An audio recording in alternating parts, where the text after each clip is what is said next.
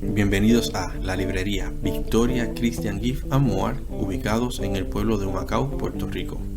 Aquí encontrarás distintos detalles con mensajes cristianos como lo son tazas y marcadores.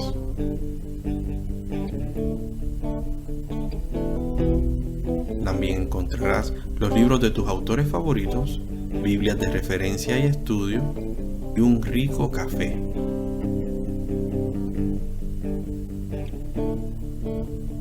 Tutorías de matemáticas y contenido a través de las redes sociales de Actualidad Cristiana.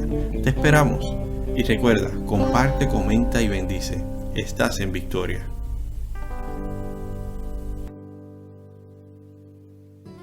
Alabado sea Jesús. Una vez más, la paz del Señor sea con todos ustedes. El hermano Eliud Espinosa dirigiéndose nuevamente. Antes de seguir adelante, nos gustaría seguir recibiendo la reacción de cada uno de ustedes en cuanto a lo que estamos disertando y ayudando para seguir adelante en el ministerio de la obra de Jesucristo. Sus comentarios nos serán de mucha utilidad para la gloria de Dios. Estamos trabajando con el libro de Hechos de los Apóstoles. Y en la clase pasada estuvimos dialogando el último punto acerca del fruto del Espíritu Santo. Terminamos diciendo que Hechos presenta este fruto en la vida de los creyentes, que son llenos de amor, de gozo, de amabilidad y de todo aquello que el Espíritu Santo ministre para bien de nuestras almas y de los que nos escuchan y reciben la palabra del Señor. En la mañana de hoy o en el día de hoy dialogaremos acerca de la predicación de la palabra. Es sabido de todos nosotros, la iglesia se forma de individuos y de la vida de los individuos depende la vida de la iglesia. Y Hechos nos presenta un gran número de individuos que hacen decisiones grandes en sus vidas. La pregunta central que presenta todo el libro es: ¿cuál es la posición de la persona frente a Cristo? Y nosotros debemos tener siempre presente esto cuando presentamos el Evangelio a las almas. Es la predicación de la palabra la que guía a la persona a favor o en contra de Cristo. Es por la predicación de la palabra que se lleva al creyente a la reconciliación con Cristo. Por eso es que debemos ser bien diligentes y tener mucha precaución en cómo nosotros le dirigimos la palabra de Jesucristo, no la nuestra, la de Jesucristo, a los que nos escuchan. En esa predicación de la palabra de Jesucristo, al mensaje se le llama testimonio. Te lo repito, en esa predicación de la palabra de Jesucristo, al mensaje que nosotros damos se le llama testimonio, y la oferta de salvación obra en ello eficazmente. Esta palabra será predicada para testimonio. Se acostumbra leer o citar mal la expresión de la palabra de Jesucristo en Mateo 24:14. La gente expresa que será predicada la palabra por testimonio, y la Biblia no dice eso.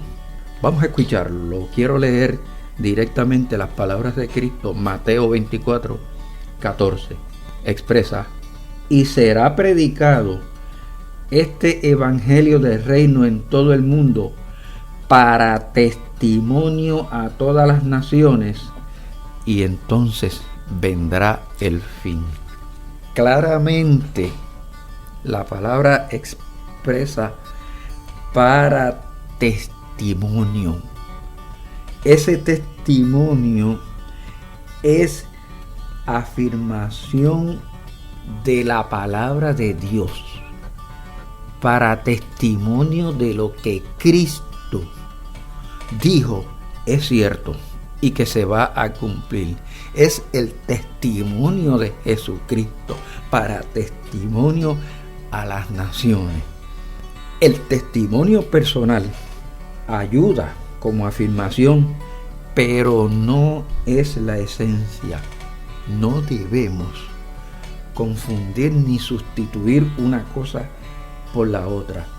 El mensaje entonces se pronuncia no por testimonio, sino para testimonio a la gente de que Jesucristo es el Señor, para gloria de Dios Padre.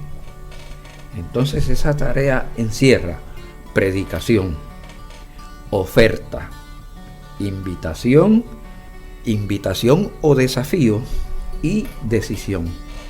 Y el patrón de prédica es diferente en cada caso, pero va a incluir siempre estas 4 funciones. Mírelo en el libro de los Hechos. En el capítulo 2, Pedro, frente a la multitud en Jerusalén, de los versículos 22 al 35, él predica. En el versículo 36 hace la oferta. En el versículo 38 hace una invitación o un desafío.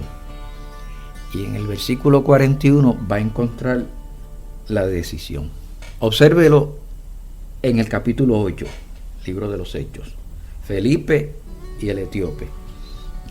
En los versículos 32 al 33 está la predicación. En el versículo 35 está la oferta. En el versículo 37 encuentra una invitación o desafío. Y en el mismo versículo 37, incluye la decisión. Váyase al capítulo 13.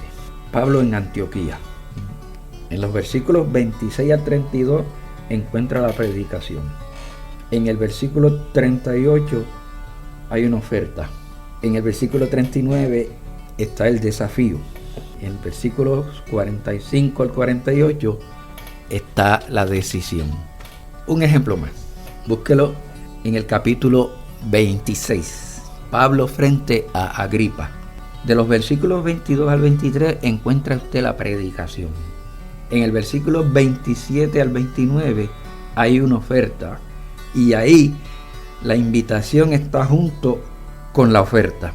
Y en el versículo 28 encuentra la decisión.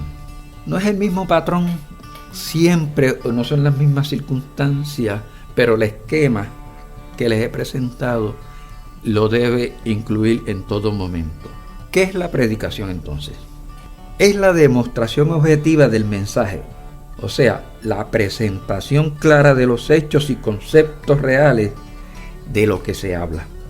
La oferta es la aplicación subjetiva del mensaje, mejor dicho, la aplicación del punto de vista personal, por la experiencia sentida y espiritual del que habla. Y eso indica claramente en qué cree y por qué lo cree. La invitación es la pregunta o el reto del mensajero, entonces para que el oyente decida frente al mensaje. Y la decisión es la respuesta o la actitud que presente el oyente al mensaje que recibió. El contenido de la predicación será siempre el Evangelio de Jesucristo. Siempre, siempre, siempre el mensaje debe estar centrado en el Evangelio de Jesucristo. Como ejemplo le doy capítulo 4, versículo 12 y capítulo 5, versículo 42. Cuando usted mira la manera como se presenta la predicación, entonces se nota una diferencia, como les dije anteriormente, en cada caso, en cada persona o en cada cultura. El método difiere, pero el contenido va a ser el mismo. Las siguientes citas que le voy a dar a continuación nos van a dar un ejemplo de cómo establecer contacto con los oyentes en variadas circunstancias. Son ejemplos que tiene la Biblia. Dentro de ellos le voy a dar uno que no surtió un efecto positivo total, pero sí que Pablo lo usó. El primer ejemplo que les doy está en Hechos 13, versículos 14 al 41. Está Pablo delante de los judíos en la sinagoga de Antioquía, y Pablo conocía la cultura del pueblo y apeló a ellos para el mensaje. Usó la circunstancia del momento para presentar el mensaje. Otro ejemplo que les doy es Hechos 14, del 14 al 17.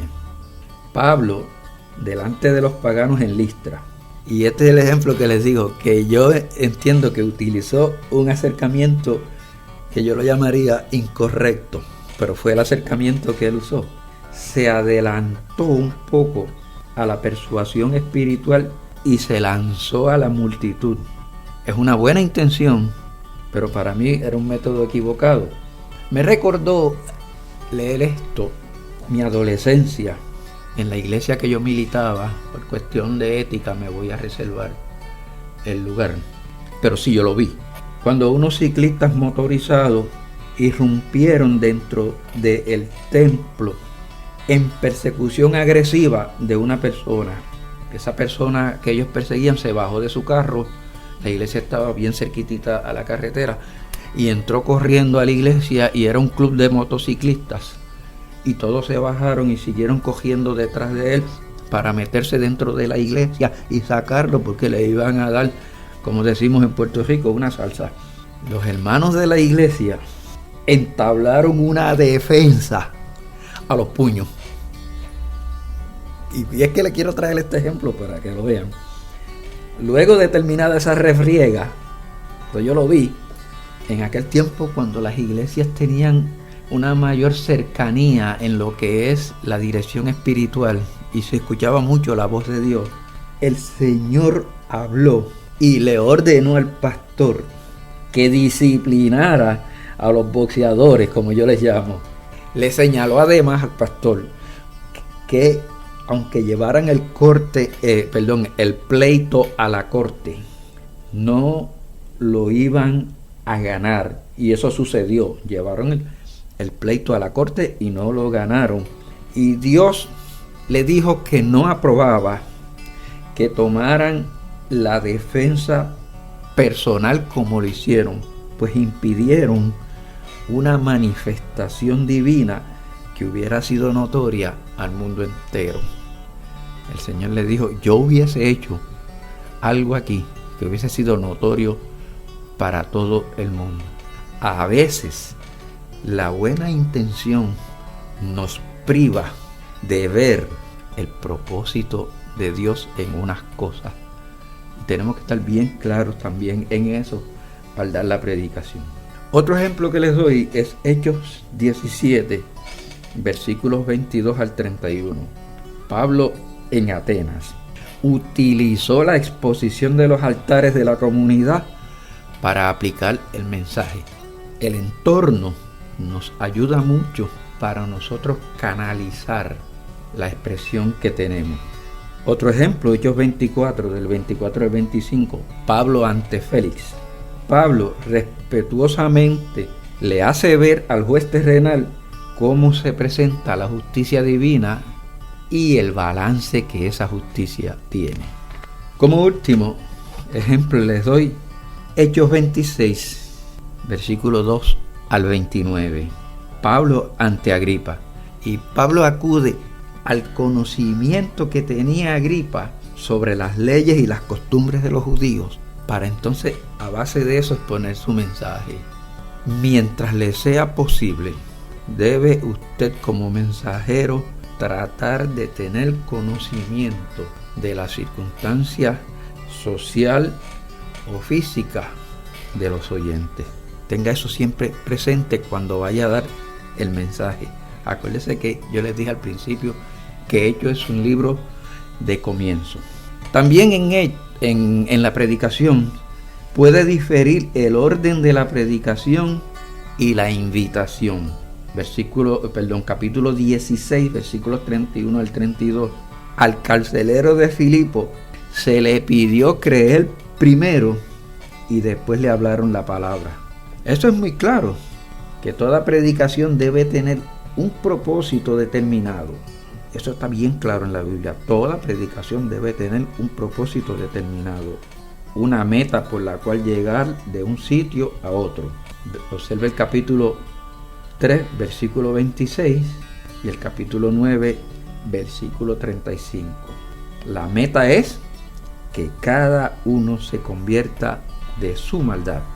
El milagro llevó a que se convirtieron al Señor. Ese es el mayor milagro que Dios va a hacer: salvar una vida. En el capítulo 17, versículo 30, y en el capítulo 20, versículo 21, la tolerancia de Dios es solicitud de arrepentimiento. El testimonio es para arrepentimiento de los oyentes, no para resaltar otra cosa, ni lo que yo era o dejé de ser, sino para arrepentimiento.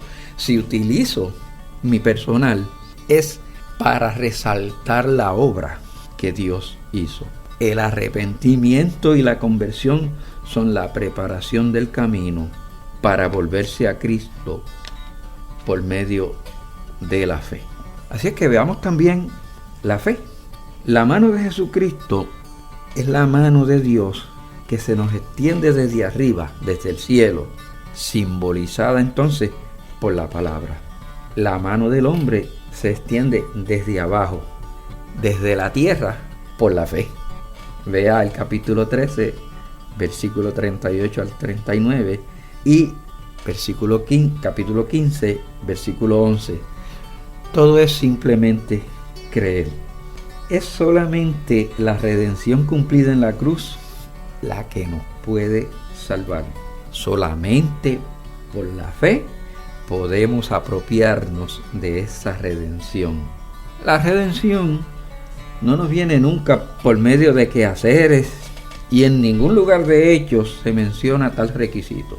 El capítulo 15 del libro aclara de manera bien precisa que los gentiles no necesitan cumplir con la ley de Moisés, pues la fe basta.